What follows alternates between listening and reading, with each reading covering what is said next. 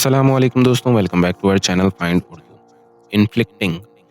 انفلکٹنگ کا مطلب ہے مسلط کرنا، تکلیف دینا، نقصان پہنچانا۔ انفلکٹنگ کا مطلب ہے کسی پر دکھ، تکلیف یا کوئی برے اثرات ڈالنا۔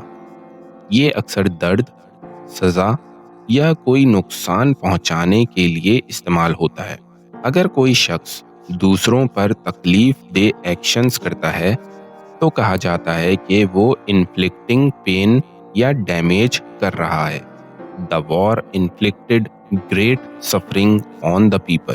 جنگ نے لوگوں پر عظیم دکھ اور تکلیف مسلط کی۔